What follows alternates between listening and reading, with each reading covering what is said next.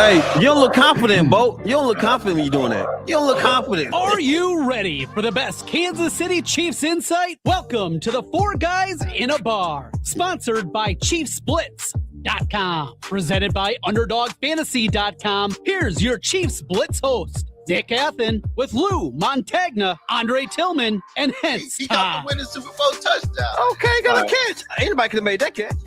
The Kansas City Chiefs select Josh Simmons, offensive tackle, Ohio State. You did it, man. Congratulations.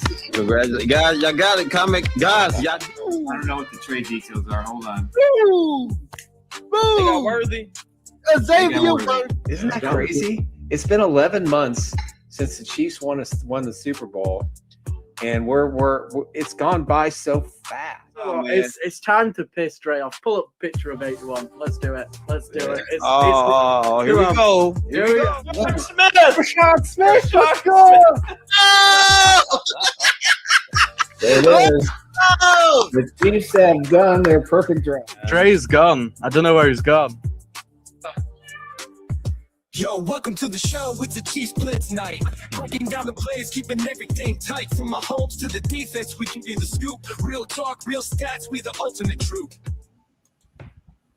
All righty. Welcome to the next edition of the Chiefs Blitz podcast. I'm your host, Nick Athan, with Mr. Hense Todd, Mr. Lou Montagna, and Harold Kuntz from Fox 4. Gentlemen, we are here on a disappointing Monday. I guess it's the best way to say it.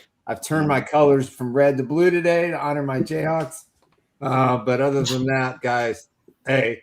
The countdown has started on that funeral too, Nick. What are you going to do? See. You know, I just needed to wear something else besides red today. But, hey, we are here. The offseason is officially started. The Patrick Mahomes surgery will take place soon. And we'll comment lots about what we think the Chiefs should do, who's to blame. Still 3 games on the schedule. Whatever. Give me a better draft pick. That's going to be brutal stuff. So anyway, hey, before we get started real quick, let's talk about our sponsor, Underdog Fantasy. If you like playing one of the hottest games out there, play 5. You get $100 in bonus entries. And it's pretty simple. All you got to do is hit the QR code right there, put in the promo code Chiefs Blitz, and set up your account, play your first game, and then you'll be eligible to win this prize if we hit 100 subscribers within the Underdog account. Johnny Robinson, Emmett Thomas, Lenny Dawson, Will Lanier, Bobby Bell, Hall of Fame football with a case and another $100 gift on top of that will be yours if we hit the 100. We're not there yet. We got a ways to go, but we still have 3 weeks, 3 more games, as Lou said, to get it done. So, gents, here we are. Welcome to the post the what is this, 9-10 straight years not making the playoffs.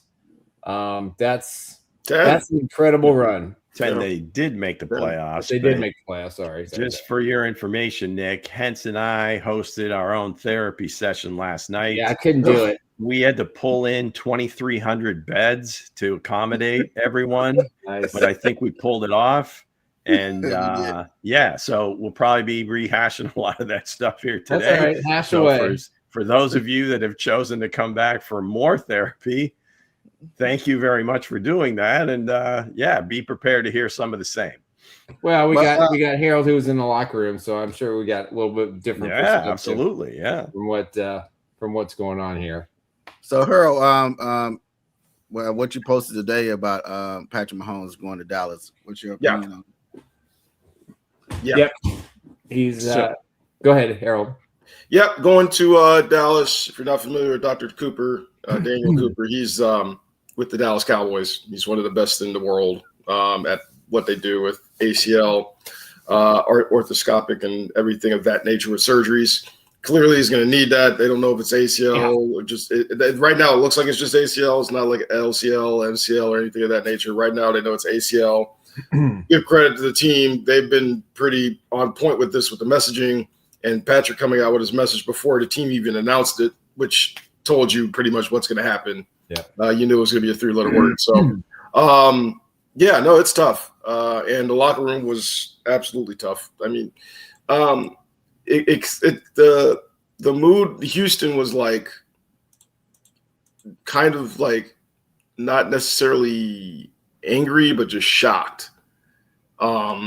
Shocked that they couldn't get it together. This one was like there's a concession of fate, and then obviously the added shock of losing 15 to the ACL. So it was an added concession of, all right, well, hey, we'll see you on Wednesday. We'll do our work. We'll do our best we can. And like it was a level of concession, and they knew it. I mean, Chris Jones sits there and asks all of us in the room, are we out of the playoffs? And we're like, yeah. And he's like, he has that like little 2 or 3 seconds of like, damn. Yeah. I don't know if he looked at his eyes when he said that, but you could tell like he was like, noted. Okay. Like, he's like, great. My day's even worse now. Okay, good. Definitely that. And it was tough. It's tough. I mean, you're asking these guys questions. I mean, the secondary goes in without Trent McDuffie. The offensive line is a calamity. Like, there's no solution to the offensive line except for like try to stay healthy. Josh Simmons is out. Trey Smith is out. Jalen Moore is out. Jawan Taylor's out. And going to be out. Creed was the only one that hasn't missed any time. Yeah. Kingsley was out there. God bless him. Yeah, Kingsley's out there. But the thing about Kingsley is he's still in his first year at that role. Right. So really, the only real proper veteran you have out there is Creed. Right. And I mean, it's bad. I mean, it was bad. The offense was the Chargers basically told you we know what you're about to do. Yeah. And you can't stop us. Right. And everybody watched the film against Houston. It basically really watched against Buffalo. Yeah. And it's pretty much you could watch, throughout the course of the year. And, at the end of the day, I mean, I don't know. We really didn't want to talk about it too much on the show and try to stay optimistic or whatever. Sure. But just looking back to the season, this is, you have to call it as it is, a pretty mediocre football team. The way that they're constructed, the way they performed and everything else. There wasn't anything special really on either side of the ball. Mm-hmm. That includes Patrick and just kind of the season that he's had. Now he was hurt, and you saw it happen with Danny Dimes. He had one injury. It turned into 2. Mm-hmm. Patrick, same thing. You were never going to keep him off the field. Right. It's just unfortunate that when the football gods decide that, okay, you've had enough of this run, it comes down hard and heavy. Yeah. So speaking of Chris Jones in the playoffs, what Andy Reid said about the playoffs, Earl, you put out there earlier. Oh, yeah. I mean, Andy Reid said that this is a place that demands excellence. And they weren't getting to excellence, for lack of a better word. They weren't getting it throughout the entire season. Right. We can look back at all the mistakes that happened throughout the course of the year, and we can all name them, and everybody's at fault for 1 or 2 of them. Big names included. Yep. Travis is good. Travis is up there. Chris is up there. Special teams is up there. So I mean, Dave Tobe, who used to Harrison Butker's up there. He's missed as many field goals as he has all year. Or as it has in his career, I should say. And you've just got so many problems, top down. And when one problem happens, another one happens, and another one happens, and it just piles on. And that's really what happened. It was continued problems. You think to yourself, yep, it's going to be a fix. That fix never came. Yeah. You think to yourself, oh, we're going to catch that pass. That pass never got caught. Oh, you think to yourself, we're going to have a free turnover game, a no turnover game. Never happened. We think to ourselves, oh, we're going to get a turnover. It's like, yes, you will, but then your red zone offense is going to mess it up. So, when it piles, what's the old saying, when it rains, it pours? They just kept stacking. Yeah. They kept stacking it, and it just kept going. It kept going, and they could not stop it. Whether they tried, no matter how they tried, they couldn't stop it. And I mean, I think I told you guys last week, if they didn't win that, or 2 weeks ago, if they didn't win the Houston game, they were done. You're right. I picked the Chargers to win, by the way. I took your cue. But I didn't see them going out like this. No. Oh, it was much sadder. Honestly, it was like when Mahomes threw the interception intended for Hunt with 12 minutes left. I literally started shaking people's hands. I was like, it's over. And they're like, it's a 3-point game with 12 minutes left. It's like, buddy, it's might as well win 30 points. It's just not there. It's just not there. And you know it's not there. They know it's not there. The only people that don't know it's not there are the ones doing it. But it's plainly obvious to anybody right now. It was tough to watch. It was a tough fourth quarter to watch. And then of course with the 2-minute, for him to go down in the 2-minute warning too is even worse. Yeah. What now? Let's touch on what Andy Reid said about the next few games about playing the young players with the players that wanted to still play that you posted out there earlier. This is pretty funny. Yeah, well, I mean, this was in jest. I mean, Seren asked him a question about, like, you're trying to manage, like, these guys who maybe are on contract years, and you have guys that are maybe on, veterans that still want to play. Like, Creed's going to show up every night. We know that for a fact. We know guys like Drew Tranquil, Leo Chanel, they're going to show up. We know that Chris Jones is going to show up. We know Nick Bolton's going to show up if he's healthy. And we know a lot of these guys are going to show up. It's just a matter of, they got to look at what they got in the young group. And Andy was basically saying, like, we're playing them now. Like, did I want to see what Chu Godric had in an important football game? No. But I got to see what he had because we had to play him. Right. Did I ever want to see what Esapole had to offer? Probably not. But we had to play him. Do I want to see what Jack Cochran has as a linebacker? No. I don't want to see that probably again. Had to play him. Did I want to see what Kevin Knowles had in the secondary? No. But I had to play him. And we just go down the line. Do I want to see what Brashad Smith does, like, as a proper starting running back? Probably not, but I had to play him. Lou want to see what Lou He should be starting right now. That's for sure. I had to play I just him. think at those positions, I mean, is he going to be like an all-pro at some point? I don't know that we see that for him, but just I think especially running back, receiver, you need reps. I don't know of anybody that can go in for one play, 2 plays. Typically, and they're staggered. It's never like 2 or 3 plays in a row and really get a sense of who they are. Now, some of them they have, but like Jalen Royals, I don't think you have any idea what he is at this point. Brashard Smith, for as many or as few reps that he's gotten or snaps that he gets, I don't think you really know what you have. I think they have an idea, or they're kind of telling you we don't want to see him running between the tackles, but why the hell not? Right. What do you have? Well, I mean, you probably will now. So. Right, exactly. So from that perspective, I think, this can be a good thing. And some of my partners here that were talking about tanking and sitting guys down, you spoke this into existence, damn it. So now here we are. I didn't speak it into existence. Oh, yeah, okay. I just talk about tanking. I said they pick it up high. This would be the perfect time to. Right. I know Mahomes put something out there on tweet. He was like, God works, something about, he don't know what God's plans is. This is God's plans. And I feel like, on that note right there, I feel like, hey, knowing that, you've seen Tom Brady do it, it happened to him around the same age, around the same time that Patrick Mahomes did, losing the Super Bowl. This only time the Chiefs going to be picking high and they can, rebuild this thing and come back even stronger with Patrick Mahomes and him. Now, looking at the turf guys and natural grass, do you guys think the natural grass, they should go back to natural grass after the turf incident? After seeing what's his name, Michael Parsons, the other guys, the big stars going down. Denver has regular grass. It was all art grass. I'm just saying, like, do y'all think they should switch back to natural grass? Yeah, it was all on grass. Yeah. I mean, those. No, I don't want that. Those are two places. Those are two places that have regular grass. Yeah, I will say the only thing about it is if you look at the injuries where they occurred. I mean, Denver and Kansas City, they tried their best, but like, let's be real here. Like, I was on that field before the game. That thing was a frozen rock. Yeah, it's grass, but it was a frozen rock. Now, and I think that had a lot to do with it. Before the game, did they like turn the heaters on underneath? Yeah, I mean, they did what they could, but again, because I think they did say as the game started, it wasn't nearly as bad. It was.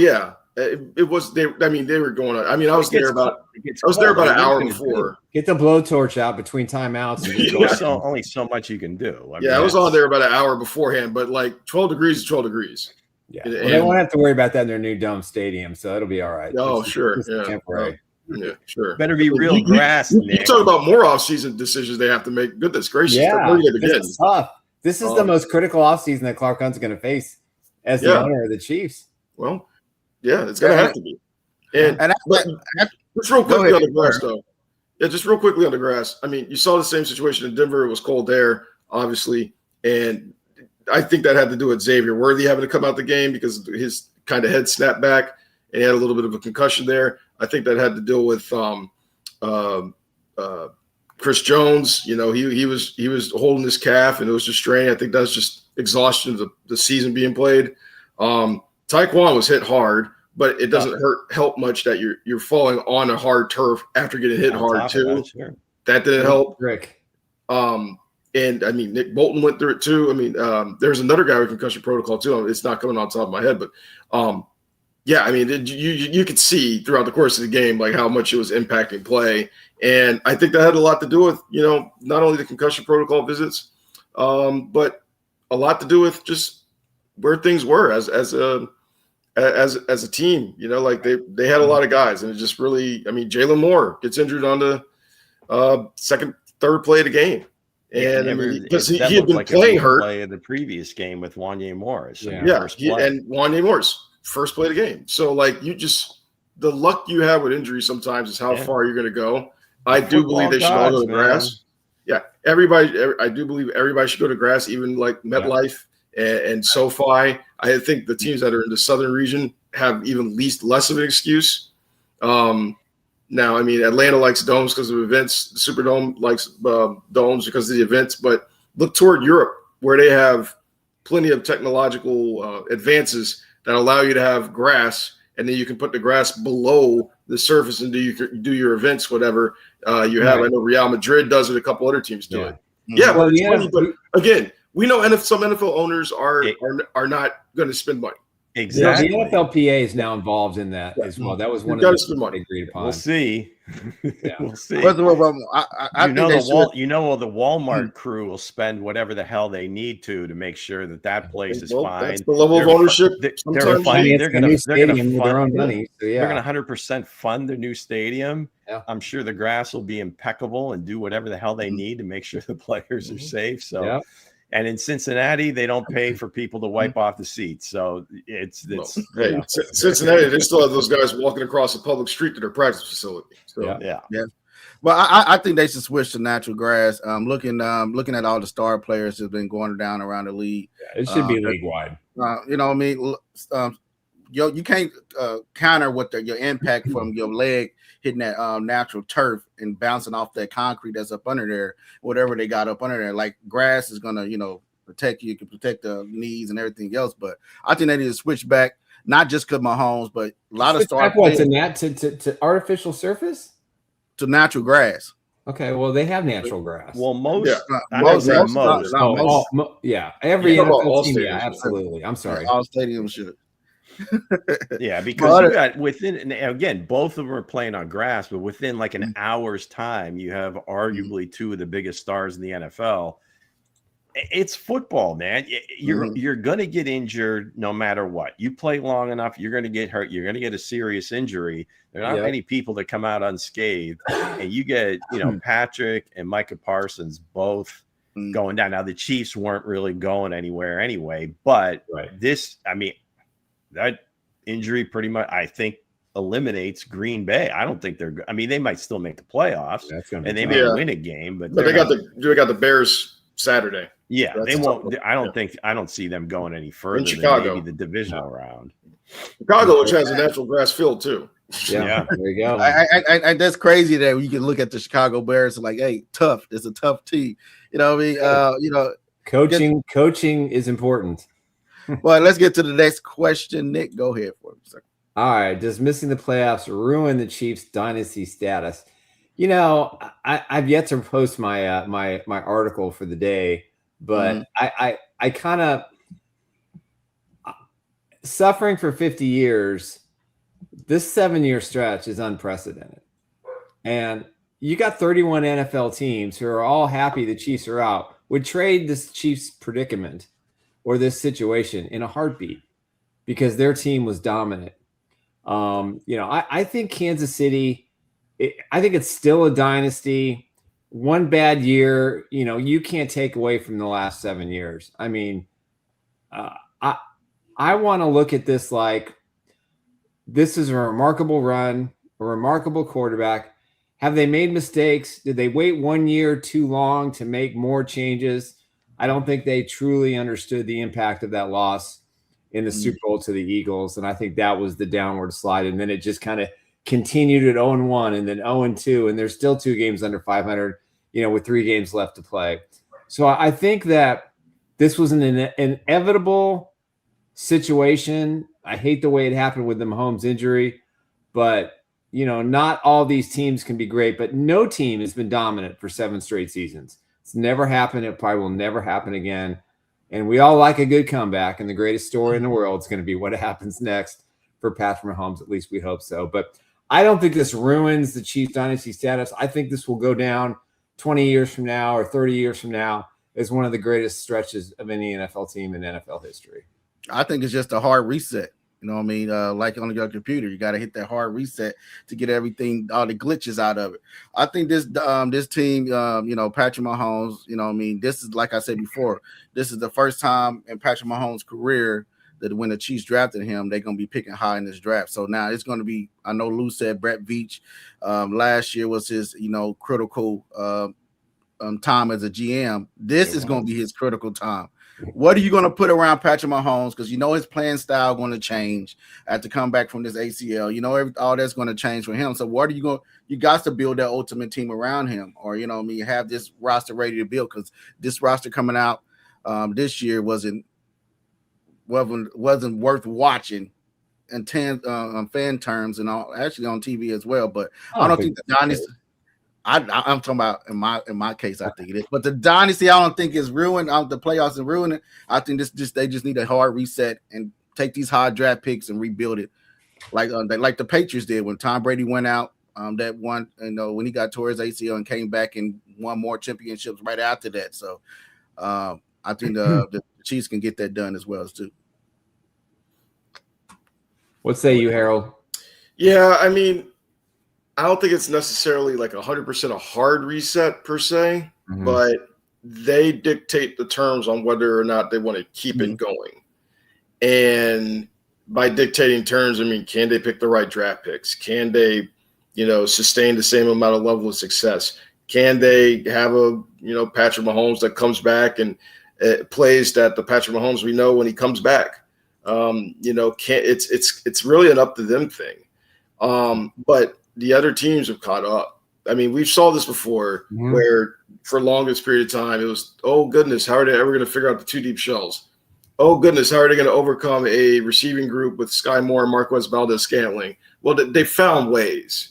They just didn't find ways this time around. Right. And again, as I've said, when you go 8 or 7 or what it is now in 1-score games, you just get that to 3 and 5, 4 and 4, like completely different situation. So I do believe them when they say they are close. They just need to make the plays. But, again, when it rains, it pours.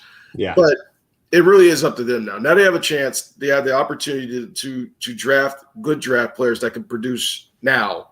Like, there's no excuse to not get a receiver and then say, oh, well, we got like the 9th or 10th best receiver on the board, but we thought he was 6. Now you can go get the 3rd or 4th, and we thought he was number 1.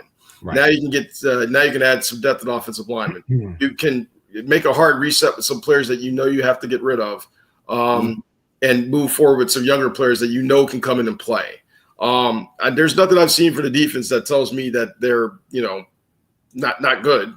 They're still near the top of the league in many statistics when it comes to defense, notably scoring. They could use some more turnovers, but notably scoring. But to Hense's point, you got to invest in the running game now. Like it's there, it's sitting there. You've got to. I mean, we look at when you had the first Super Bowl win, you had Darrell Williams. Even when you're going to other Super Bowls, you still had some semblance of a running game. You had a semblance of a running game when you had Isaiah Pacheco in his rookie year. You've always had something. Now, let's not forget they do have Dameon Pierce on the books, and he'll be there next year. And so they have some semblance of a running back that I think they're actually excited about. They're just kind of stashing him a la like they did Tyquan Thornton. Is he a restricted free agent? Because I thought he was a free agent after this year. He is, but the intention is to resign. Okay. So because I think they like what they see out of him, they're just kind of holding him here, basically as like Tyquan Thornton, Gotcha. a guy that they can keep around. And Tyquan Thornton, you got a guy you can build on. But like you look back at the draft picks of what they have in the receiving room.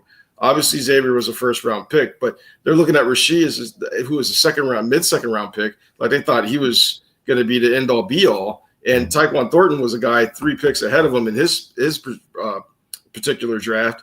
And you don't think of him as the end-all, be-all, but you think of Rashid Rice as one. And we underestimated how much that the ACL injury really hampered his performance this season. He was never truly comfortable. Right. And Xavier Worthy was never truly comfortable from game one. And that has to do with all the injuries he took. Now he toughed it out, God bless him. He toughed it out. And you can tell that Hollywood, he couldn't make it. And, you think he would have that good 1 year. He did not have a good 1 year. And Juju, unfortunately, was figured out simply because teams kind of knew what they were doing when he was in the game. Right. So that kind of negated him. So, yeah, I mean, they have a lot of things to look forward to. And obviously the big one is 8-7. What happens with him and how much does the injury to Patrick influence his decision now? Like he might have said, I'm going to give it one more ride, but if he knows he's giving it one more ride and, Patrick may not be there till week 6, week 8, even though I think it'll be earlier because he's a maniacal guy that just going to train his butt off to get back. But he has to weigh, is it worth it or not? Does he take a restructured deal? Does he take less money? He said, hey, put more money somewhere else. We need it. Put stock in a draft, something like, right. What do they do there? So, I mean, they have a lot of answers. They have a lot of questions answered. Look back at defense. Trent McDuffie, we got a restructured contract potentially or an extension. You got Jalen Watson on the contract. There's your 2 top corners. So, I mean, Shamari Connor's got to produce because he's in a contract season last year. And we haven't seen him, do something. So, there's a lot of people that are going to be leaving, and we know for a fact they're going to be leaving. It's just a matter of now, what do you do going forward? And they have the opportunity to keep themselves a dynasty. The only problem is it's going to take a lot of work and a lot of investment and a lot of team-friendly, maybe contracts are going to take picking the right people, and then they can keep it. But if not, you're probably looking at 2 or 3 years of, right in the middle of football if they don't treat it correctly. Right. Yeah, I don't know that you can ruin anything that's already happened, right? I mean, if it's ended, this portion of it is ended, it was never going to end in a pretty way, right? Yeah. I mean, that I think we saw in the Super Bowl last year. So that's why I was saying that this particular offseason was going to be the most critical one so that they didn't completely fall off. Well, they've kind of fallen off. So whatever they did last offseason, now again, some of the draft choices were injured. They didn't play as much as they experienced. Simmons was out, then he got hurt, right? I mean, Omar Norman Lott was only able to play a short time. Gelati, I think, is still developing. I mean, he's going to need some work to be like a full-time defensive end. He's shown some life. Be a guy that can make some plays. But so, I mean, you can certainly ask, is it over? Does that end it? It certainly could because of what Harold was saying and what Clark does next. Does he give Veach the ability to manipulate the salary cap a la Howie Roseman? Because I'm sure Brett has every intention there, or whatever he's going to be aggressive and do whatever he can to get this thing rolling right away. Unless he's told not to. If he doesn't get that leeway or the budget, the cash over cap, if they don't have a lot of cash to spend, or it is budgeted and that's all you can spend, it's going to be hard because, again, what Harold said in terms of some of these guys that are on the roster that they really expected to produce that for one reason or another have not, whether it be age, the scheme, whatever, it just wasn't happening. this point. Now this becomes a critical offseason because they didn't quite, hit the mark last year. I mean, you look at the free agents. I mean, the big free agent signings were Christian Fulton and Jerry Tillery. Yeah. And Fulton, maybe he played maybe 20 plays the entire season, it seems like. Maybe a few more, but not many. Tillery was okay. He was a guy, but it wasn't like he made a difference. So it'll be interesting to see where it goes. They certainly have the opportunity. Joe Burrow famously said that, the window is his entire career. The window's open as long as he's there. Well, Patrick, for sure, as long as he's here, the window is open. Sure. It just really depends on, what they do with some of these critical areas. But I think it may just delay the second part a little bit. Yeah. So speaking of Brett Veach, is he the blame for the weak roster around Mahomes right now? That they had going into this season. Well, I'm gonna disagree a little bit. I'll stick by this. I think if you looked at the way they were at training camp, the depth, the potential playmakers, I thought this was a really good roster. Now, yeah, did it have some deficiencies and was it top heavy with the star talent? But I thought they had enough glue guys, and a lot of guys just didn't play well this year. Lou loves Leo Chenal, but I didn't see enough that he can be that guy who can take over a game. Nick Bolton played his guts out, but other guys just didn't step up. The injury to Norman Lott, I think, really hurt this defense offensively. Highwood Brown didn't play that great.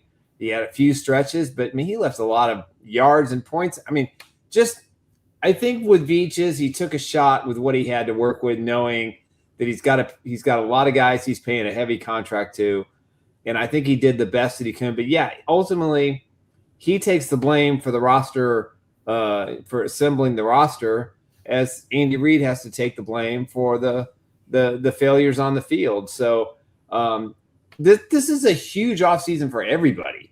It's huge for Brett. It's huge for Clark. It's huge for Andy. They have to do something different.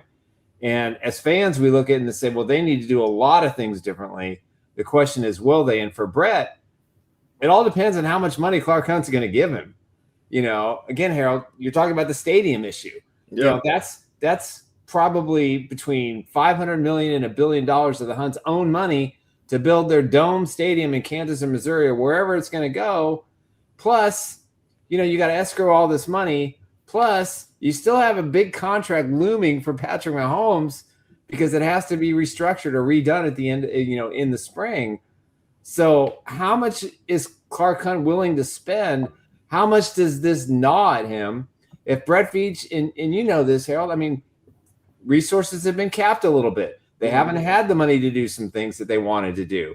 They couldn't add players at the trade deadline. They couldn't add players, in August because they just didn't have the space, and the owner doesn't want to spend money.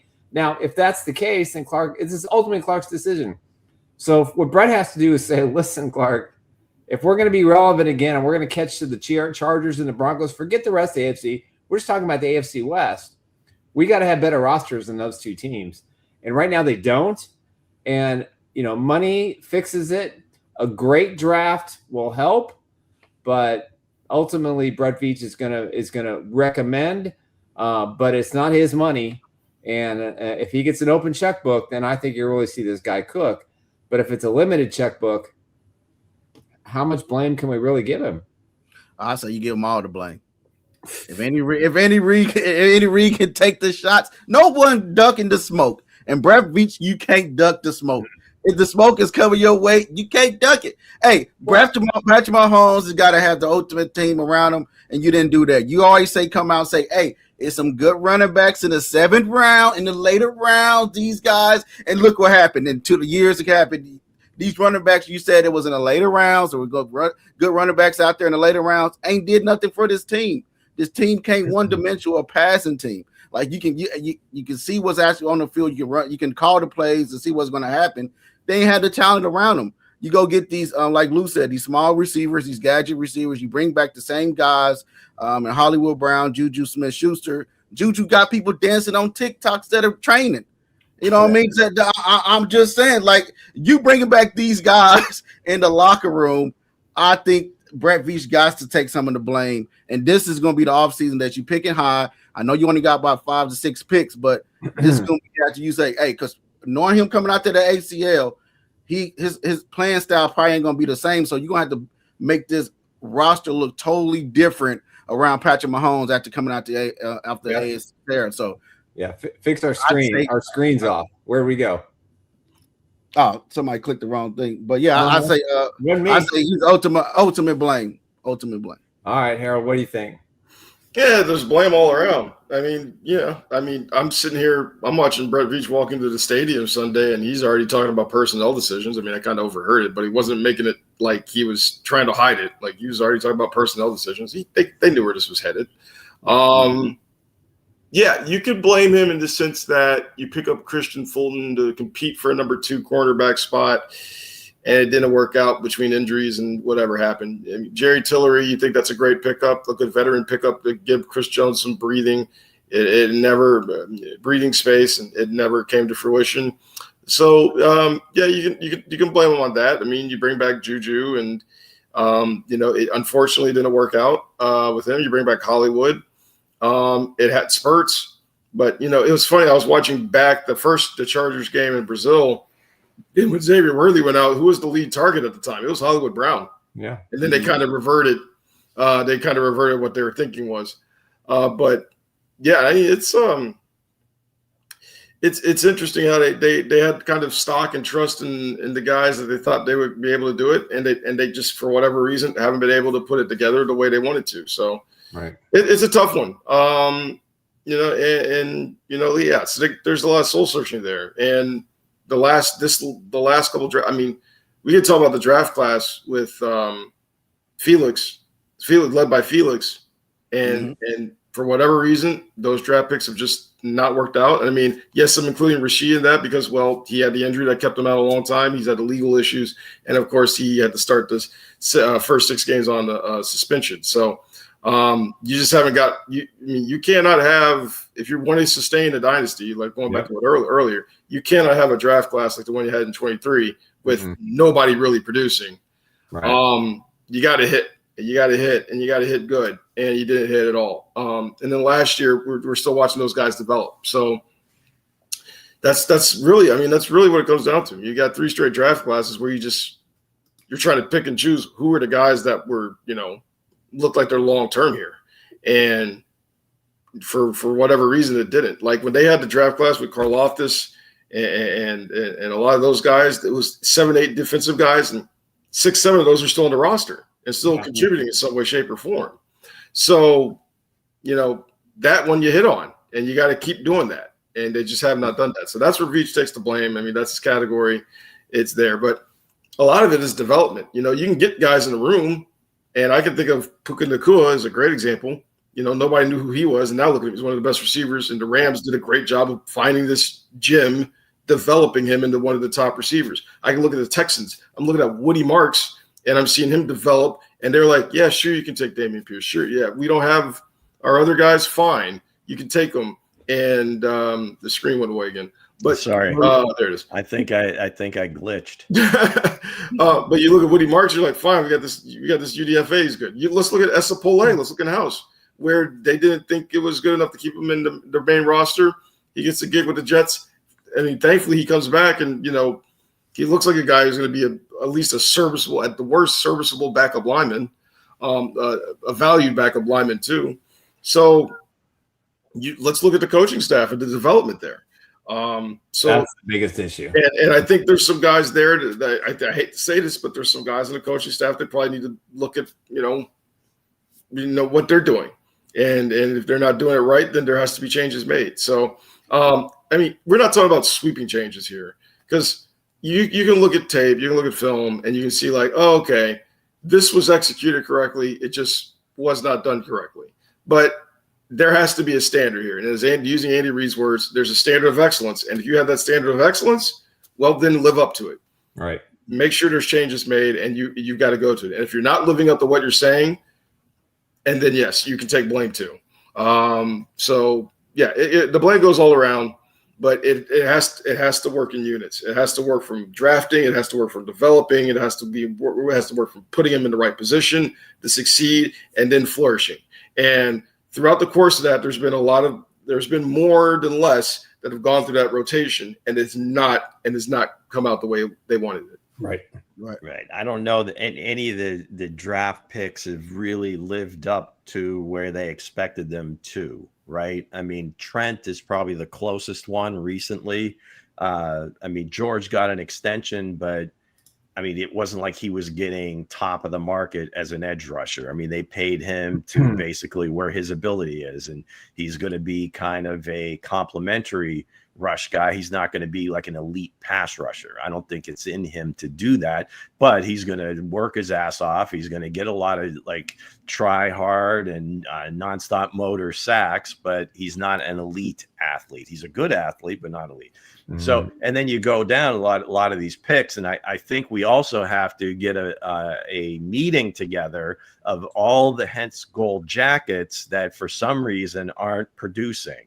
So maybe we were a little premature with giving them gold jackets, maybe, just maybe, but those guys have to step up because again, I mean, it goes all the way back to scouting. I mean, you scout to build your team in the team's image. They don't go out and scout to just find the absolute best player at this particular position. Maybe they should. Now that sounds counterintuitive, and in a lot of cases those two match up, but there's a specific type of defensive end that they draft. Mike Dana, George Karlaftis, Ashton Gelati. None of them were elite pass rushers in college, but they're pretty big dudes. Maybe they can hold the edge, occasionally give you a pass rush, but none of them like screams Derek Thomas or somebody like that, right? So, and it's a philosophy thing too. So if these guys aren't living up to what the coaches, when they get them, they're not able to develop them. So I think to Harold's point, everybody has a hand in it. Ultimately, Brett, it comes down to him. The buck stops here. Those scouts report to him. They go over all the tape together. They decide how to stack the board. These are the guys that we wanted. Right. They're not doing it. Was it a mistake in scouting? Are they not being coached up well enough? Or are they just hitting what they were meant to be as pros and they overestimated? So, yeah, I mean, to give a simple answer, yes. But it goes deeper than that. I mean, it's across the board. I mean, coaching has to be part of it. You got to develop these guys. None of it. If you're drafting finished products, you're not going to last very long. Yeah. You need to get guys with some upside that with good coaching, they're going to elevate their play. They're going to reach their peak potential by year 2 or 3 in the league. And if it's not happening, you're screwed, especially if you're not going to spend a lot of money on free agents. Right. Yeah. So let's get to the last question. Then we're going to get into the questions in the chat. Go ahead. Should the Chiefs prioritize replacing Travis Kelce this offseason? Well, some gold jackets that are waiting. Here's what I think. I think Travis Kelce, this is what I would do if I was him. If you'd asked me 6 games ago, I thought he was going to come back for one more year on a team-friendly deal. Now, I'm not so sure, depending on the outcome of the surgery. But if I'm him, I announced it before the Broncos game to where he can get a proper send-off from the Kansas City fans. It's a primetime game. The national media will be all over it. It's kind of a way to put a crowning moment on one of the greatest players in Chiefs history and one of the best players all time in the NFL. They can bring him back for that, Nick. No, I just think it'd be the right time to do it. That's just me. I don't know what his intentions are. I'm sure his brother is going to say, hey, take your time. But I think he and Patrick are probably going to have a pretty good conversation about it. But he's getting married to Taylor Swift in the late spring, early summer. So that has to be factored into it. Is he willing to play for $5 to $7 million? They're not going to give him 15, 18, or 20 million. That's just for on a 1-year deal. That would just kill their cap, and they don't have it. But somebody's on the golden list. So Jake Brenningstool, I really, really love. Mango Chief is a sub account of Hense Todd. No, it ain't. That ain't. I'm over here minding my business. That's all you got. Yeah, they have to find another tight end. Whether that's I like Isaiah Lively from the Ravens. If he's free, he'd be a terrific fit. I don't know much about the Oregon tight end and how good he is. Everybody says he's great. He's got speed. He's got all the attributes you want. Do you take him at 11, 12, 13, 14, 15, wherever they draft? That's something you have to decide. But for me with Kelsey, you have to replace the position. Whatever. That ain't me. But other than that, man, I think you should as well be. The focus is on Travis Kelce replacement. Hey, I don't see the Falcons. No God, don't do it. I don't see the Falcons paying Kyle Pitts. Put Kyle Pitts over here with Patrick Mahomes. I don't know if he sucked, Nick. He's he not put that up good.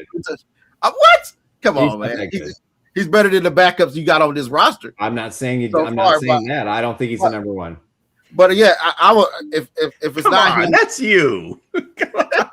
I say if I had to go replace him, man, I look at like Kyle Pitts or somebody that's coming out to draft like the kid from Baylor. I know Lou say don't nobody from Baylor. I won't hear nobody from Baylor, but he's Michael. He's a good tight end as well. But Kyle Pitts, we need to look into some of the issues that he's had. Off the field. Exactly. Well, but yeah, I think we don't need any more of those. Thank you. Got to figure that out. But go ahead, Harold. What you think? I think Travis can decide when and what he wants to do whenever he wants. He's earned that right.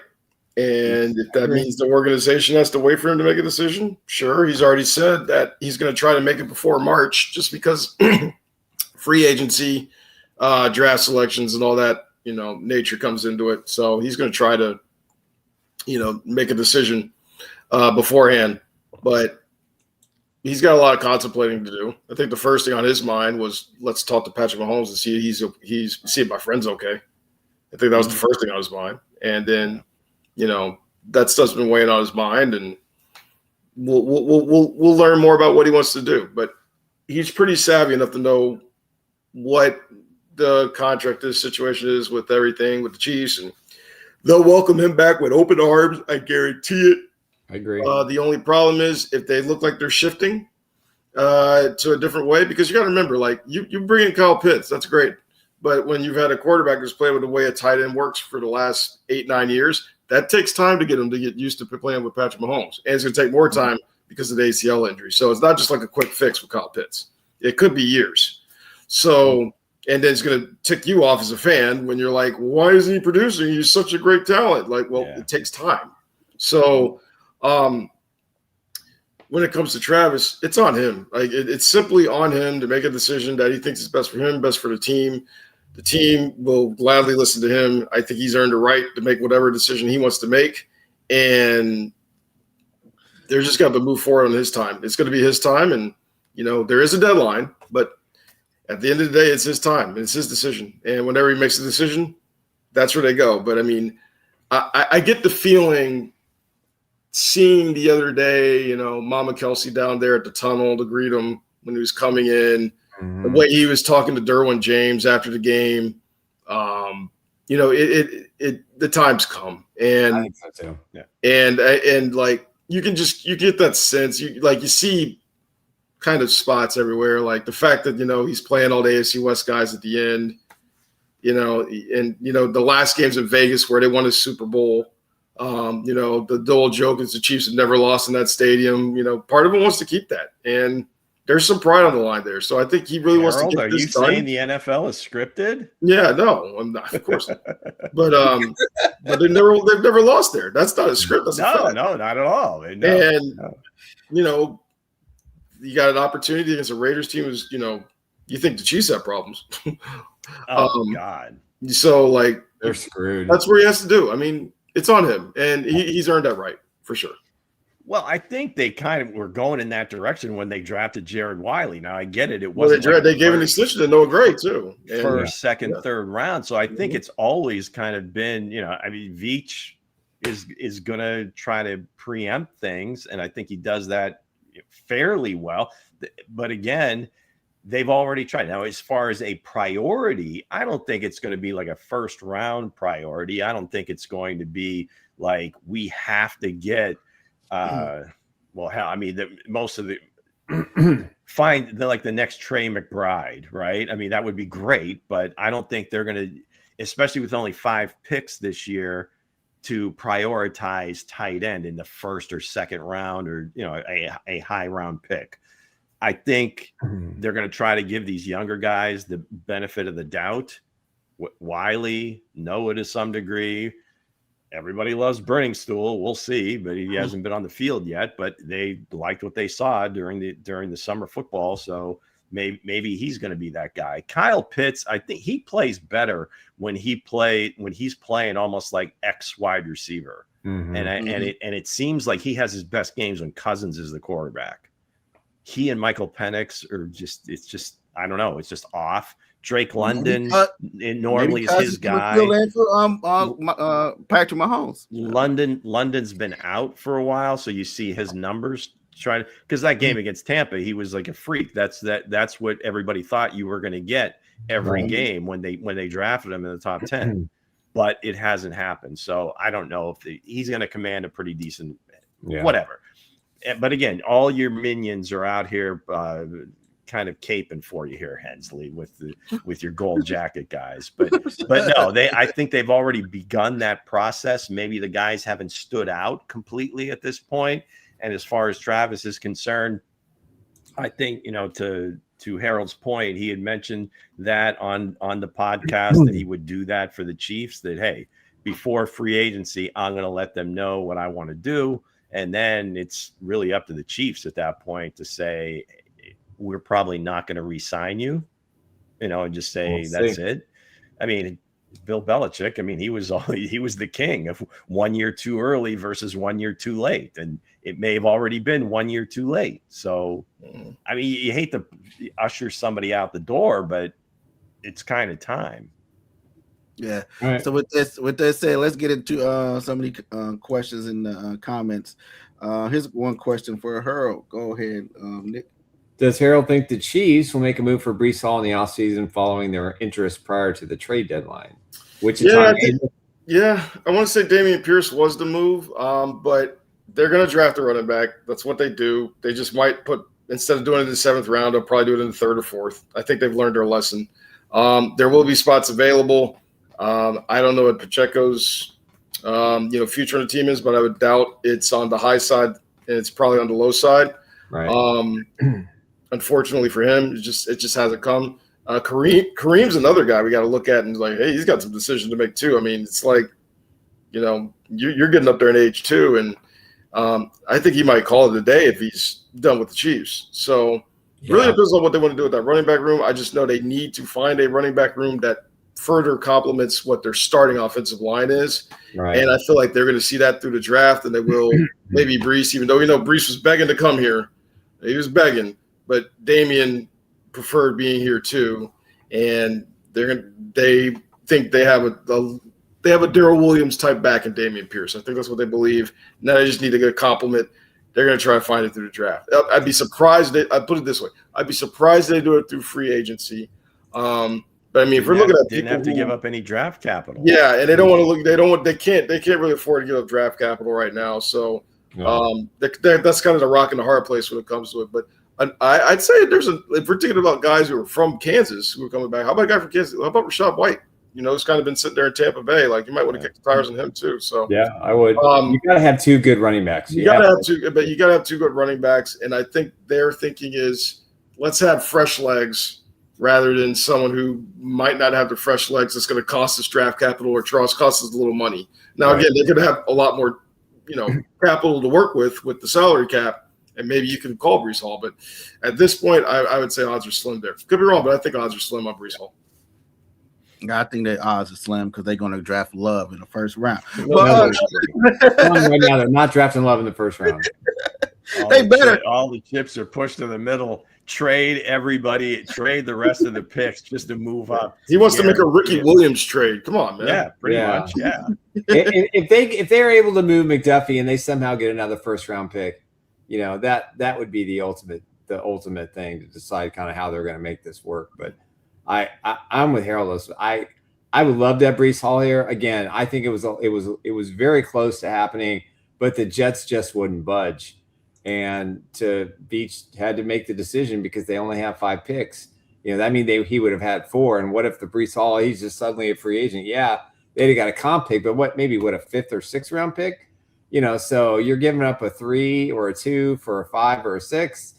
And we don't even know if he would have made enough of a difference based on the way the Chiefs offense was going. Potential rental, and that was probably in Beach's mind as well, is thinking, we bring him in. Is he really going to fix everything that's wrong right now? If they got him in and they got a contract extension out of the deal too as part of the trade, yeah.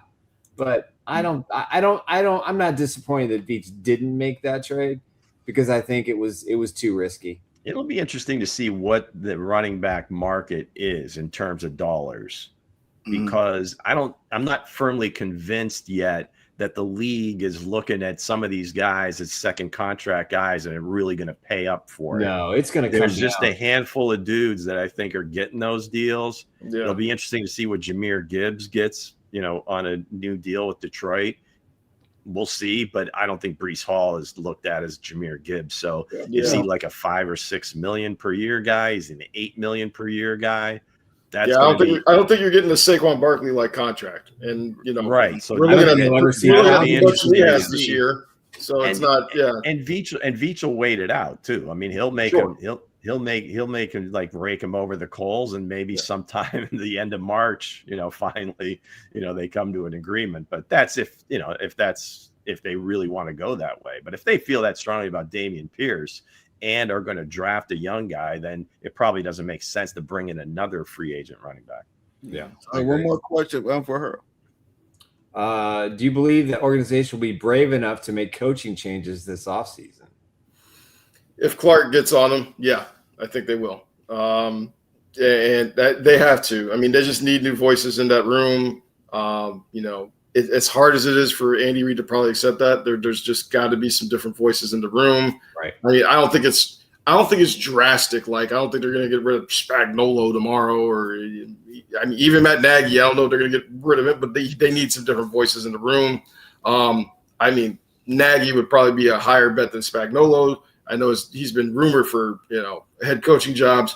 I think he kind of played himself out of it, to be honest. Yeah, I think they both did. Yeah, but there's got to be different voices in the room. I don't know if it's changing a wide receiver coach. I don't know if it's changing a running backs coach. I don't know if it's changing. Let's remember this: the running backs coach is a former wide receiver in the league, and the wide receiver coach is a former quarterback at Blue Valley, high school. That kind of just went through the system, went to KU, and kind of just measured himself into it. So they both need to go. They both need to go. Period. End of story. And so you could start there, but then when you do but I would look toward the analyst positions, offensive analyst.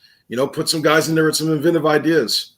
Because the way the offense has gone, the way the offenses have evolved, some of these guys may not be used to what they're doing, and when you have something like the RPO figured out way too much. And you can't really rely on the R, and you're doing the P part of it all the time, and people know this, there's got to be a different voice in the room that's got to do that. There's also got to be some personnel that you can trust to make sure that the RPO action, all of it works together, being complementary, but there's got to be some different voices in the room. I don't know if it's additions by subtractions or just additions, but there's going to be some changes. Bring in Chucky. Bring in Gruden. So you own wagon now. Here it'll be good to watch film with. He spent 3 days in camp. I was a little surprised they didn't hire him during camp when he was up there. But that's the first call I make, Andy. And probably makes it today. John, what do you think about coming on the staff next year in some capacity? And bring us a little lift. Help me out. Help me fix what I can't see or I'm too stubborn to do. And I would love to see that. I mean, when Childress was here, he bridged a lot of that gap and completed checked a lot of boxes and had put pretty good game plans together. So I think bring in Chucky, man. I would love to see it. That would make me so happy immensely. And he could be, an heir apparent too. Oh God, yeah, I knew you were gonna go there. As good of friends they are, I don't know that they could peacefully coexist. I think they could. He and Andy, they did that. That's why we only visit St. Joe for 2 days. They did that once in Philadelphia. You can't overextend his welcome too much. Yeah, I mean, I think Andy. Gruden wants to run the show. He's going to call the plays. Andy ain't going to have 51% if they bring Gruden in. I think Gruden would be a great hire. That'd be a shock hire for sure. Wow. Dude, Andy's always going to have his 51%, but that 49% needs to be really strong. It needs to be a lot better. It's than not as strong as it is now. Yeah, it's maybe 4% right now. Yeah. Do they bring back Eric Benny? Do they bring him back? I think he's had a great job right now in Chicago, doing exactly. I don't think he's going to leave that place. Yeah. Okay. I guess I know. So with that said, guys, we want to thank all 1,100 and some of you guys in here. They came out on Monday afternoon. I said, thank you guys for joining. Bring in the beds from last night, man. Yeah. I hope everybody's okay. Remember the advice. Don't forget to breathe. Deep breaths. We're not everybody's getting fired. They're not going to hire like 12 new coaches, maybe 1 or 2. And we'll see what happens during the offseason, but we still have 3 games to play. Come on. That's right. Still have 3 games to play. We'll come back Wednesday. Yeah. I'll be at that game too. So so you're going to Tennessee. Well, that's my hometown. So okay. Have you seen the new stadium construction yet? Oh yeah, of course. It's an incredible building, isn't it? Yeah. So when it holds less people than what is about to be the old stadium, but it's much bigger as a facility. That design is sick. We need you to put your insider hat on. Get a hold of Mike Bergonzi and see if he wants to come back. No. Is he making the decision for the new head coach, or is it above his pay grade? They said leave Matt Nagy in Tennessee. They said leave Matt Nagy in Tennessee. That is going to be an interesting hire, I believe. Very interesting. Yeah. But Harold, what's your score prediction? Mustache is going to be out there leading the herd out there. Yeah, I got here's my thing. Minshew's going to win. He's going to win the Raiders game because he's angry at the Raiders. Sure. Now he's winning 1 of the next 2, and I would imagine it's probably not going to be the Broncos. So I'll go with the Chiefs on this one. I have no score, but honestly, that game is vibes. That game is 2 things. It's vibes and resume tape. Yeah, that's the only reason that game exists right now. They're going to want to beat the Chiefs pretty badly. Yeah, and I mean, is their red helmet still out there? Yes. So the other team who, despite their record, they were competitive. They've been a lot of points. They were competitive against San Francisco, and their defense couldn't stop anything, but they're competitive and they're trying, and everybody there is fighting for jobs. And I think this might galvanize the team to have a little pride. So sure, let's go with the Chiefs in this one. Hey, Jeffrey Simmons caught a touchdown pass. Look for Chris Jones to maybe line up at tight end this weekend. Chris Jones pulls it on Terry Poe. He wants something. Yeah, for sure. Before we go close out, do you see them moving the Christmas game off of Netflix? They can't. They can't. It's permanent. It's permanent. No. Well, so with that, it's on Amazon. One, it's on him, not Netflix. Not on Amazon, right? And then 2, they can't move it. No, they're marketing the hell out of it. And listen, people are going to tune in. And listen, you know what else? I'll leave with one more thing. I think that now the Chiefs are out of the playoffs, the NFL is going to miss Kansas City in the postseason. I think ratings. I think the fact that the Chiefs aren't there. And what are they going to talk about? The Chiefs didn't make the playoffs. Patrick Mahomes, there's still going to be a storyline. Oh, if you're not going to get a Super Bowl now, Josh Allen, you don't win a Super Bowl now, you never will. The Chiefs aren't there. Burrow's not there. I mean, this is your chance. So it's going to – I think Kansas City will be still part of the conversation, but I don't think the ratings are going to be as strong. Well, the good thing is the Pro Bowl is that same week now. So, and a lot of guys have to make appearances. So you'll hear from them. Yeah, absolutely. You got to watch out for them, but you'll hear because somebody's got to promote Old Spice. Travis will be. I guarantee you, Travis is going to be in studio, for sure. I mean, there'll be ways you'll hear from them. It's not going to be hard to not hear from them. So I agree. All right, guys. Want to thank everybody for joining the show. For Hense, Lou, and Harold, I'm Nick. We'll see you Wednesday at 1:30, and we'll get you ready for the Tennessee Titans and the Kansas City Chiefs. And we'll have an update on Patrick Mahomes as well. Peace. We out. Don't dodge the smoke.